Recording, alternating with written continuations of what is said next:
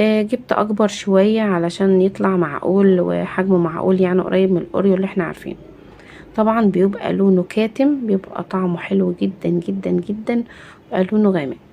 طبعا في ناس كتير تقول لي انت هتعرفي ازاي؟ هيخش على درجة حرارة يا جماعة 150 او 130، يعني حرارة قليلة جدا علشان يستوي ويقرمش.